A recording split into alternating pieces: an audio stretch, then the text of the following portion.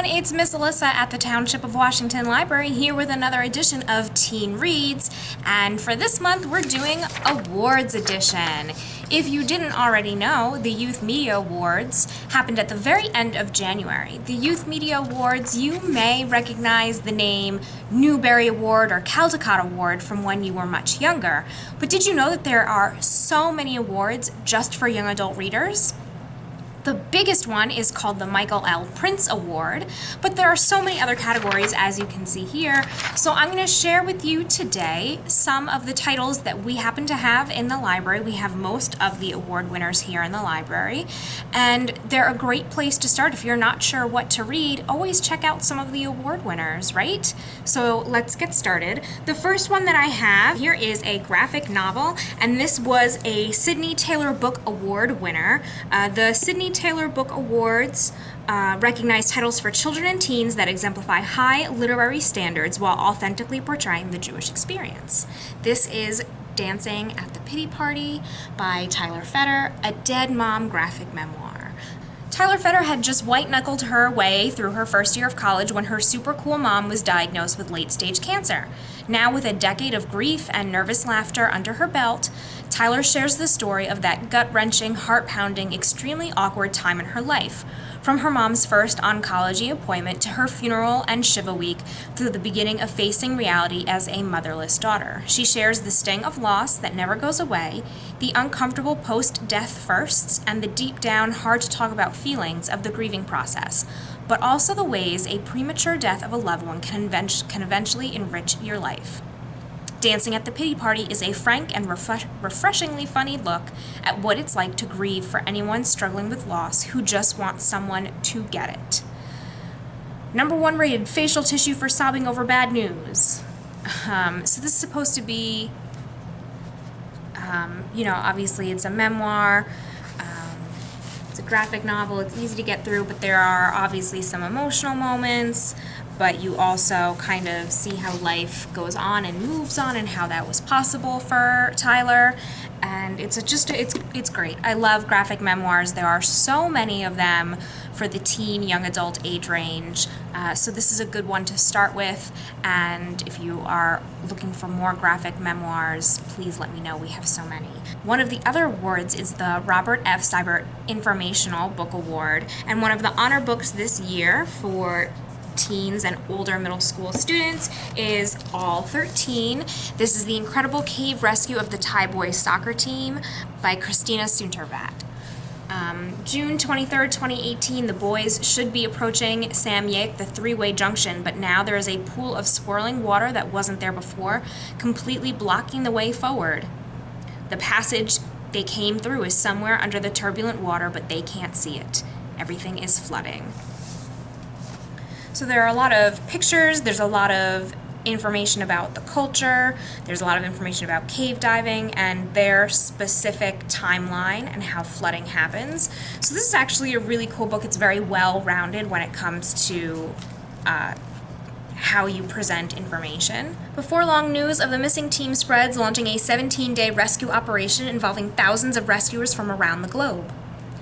Above ground, a team of military personnel, engineers, medics, cave divers, and other volunteers races to find the trapped boys. Almost half a mile below, a similarly heroic effort is taking place as the wild boars, that's the soccer team, focus on conserving their energy and oxygen and, most importantly, keeping their hopes up.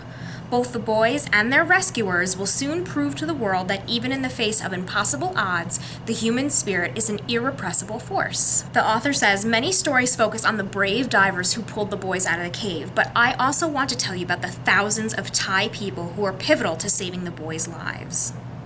So, like I said, it's very well-rounded, it's very interesting, it's large, there are a lot of pictures, there's big text, so this is really accessible for anybody who wants to read informational nonfiction text, no matter what your reading level is, and especially if you want to share it maybe with a younger sibling. This is a really good one, and it's very interesting. The Yalsa Award for Excellence in Nonfiction, so that's really just like straight up for teens, is, I have a large pile here, hang on. This is by Candace Fleming. This is called The Rise and Fall of Charles Lindbergh, and this was the #1 winner of the year. He was the first man to fly from New York to Paris, a deadly venture for those who had attempted it before him. He was one of the first media sensations whose extraordinary celebrity would overwhelm him and lead to tragedy. He was the victim of the crime of the century when his infant son was kidnapped from his crib as he and his wife dined downstairs. He was a Nazi sympathizer, fascinated by Hitler's Germany and a leader of the America First Committee. Famed pilot, inventor of an artificial heart, Pulitzer Prize-winning author, adulterer, environmentalist, and hero, Charles Lindbergh was a complex, deeply flawed American. Here is a spellbinding biography by award-winning author Candace Fleming, the riveting story of a man whose controversial views and actions will strike an eerily familiar chord in teen readers today. There's just a lot of interesting information, but I think that you can tie it into some current events, things that we've seen in the last year or few months or so. So if you want to explore that part of history, if you want to explore this character who is so popular, like it says all over this book, he was a media frenzy. This is a really well-written book. And so this was the award winner for nonfiction. If you are looking for a nonfiction book, which I'm sure you will at some point, whether it's for school or your own interest, start here. Okay, one of the next ones, the overall winner of the Prince Award was Everything Sad is Untrue, a True Story by Daniel Nayeri.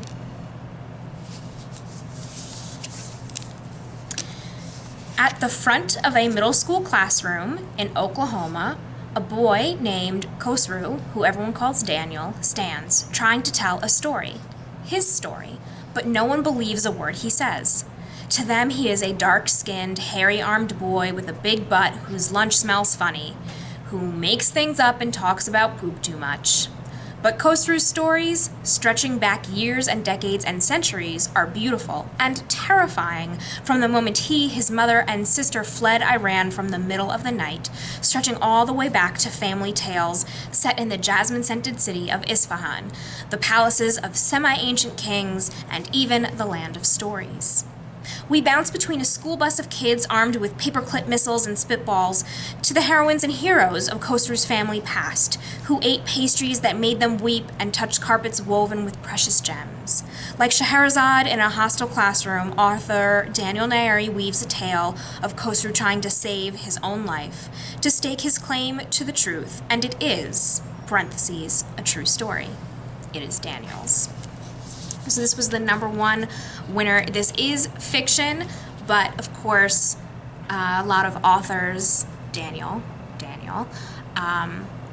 pull from their life experiences, and it just makes such an authentic story, and it makes the characters authentic and their experiences authentic. And then, so just to show you, Daniel Nayeri was born in Iran and spent a couple years as a refugee before immigrating to Oklahoma at age 8 with his family. He is now an author, screenwriter, and one of the youngest publishers in the industry as the head of Odd Dot, an imprint of Macmillan. He lives with his wife and son in Jersey City. So if you're looking for a story that really comes from an authentic viewpoint, this was our winner from the year. What else do we have? The Stonewall Book Award for writing about LGBTQ experiences. The winner was actually a children's book this year, but some of the honorees we have Felix Ever After, You Should See Me in a Crown, which is checked out right now, which I actually don't have. And then these two, the first one, Darius the Great Is Not Okay, actually won an award the year that it came out, which was 2018. But now there is a sequel, and it was called Darius the Great Deserves Better, and this one was an honoree this year as well. So I decided to bring both to show you, because if you are interested in these award winners and you are definitely looking for books, or you would love to read a book about the LGBTQ experience, or you want to read more diverse books, which we all should be doing, start with the first one. The second one will be here for you. This one I have not read yet, but I am so excited to read. I've been reading reviews for it since it came out. This is Legend Born by Tracy Deonn, and it is the Coretta Scott King John Steptoe New Talent Author Award. If you're looking for an epic fantasy, got that for you right here. This is based off of the Legends of the Round Table. So you can see it's all about like lines, knights, it's all about black girl magic, folk traditions, grief, power, self-discovery, intoxicating and electrifying, resonating with a deep understanding and vulnerable adoration of what it is to be a black girl searching for the magic of herself. So it's great because not only is it retelling a legend, but I'm sure everybody can connect to the idea of wanting to grow into yourself. This is a great book for that. There's also the Schneider Family Book Awards for books about disability experience, and the one that won this year, this is about mental health, is called This Is My Brain in Love. I love the cover for this one. Asian Pacific American Award winner was The Light Between Us. And I reviewed Displacement by Keith Hughes, which is another graphic novel a little while ago.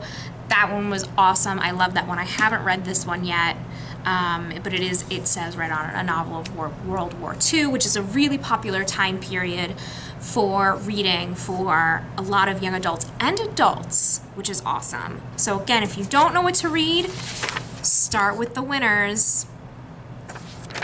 And if you need help finding more, please let me know. My email address is on the front page of our website, or you can use the book match form at the top of every page on our website, and I will get back to you and let you know. You can also, if you're filling out the book match form where it says anything else you'd like to know, you could say, I'd love to learn about award winners from years past, and I will absolutely let you know what other award winners are available in our collection for curbside pickup. All right, everyone, that is it for me today. I will see you next month with some more teen reads. Bye.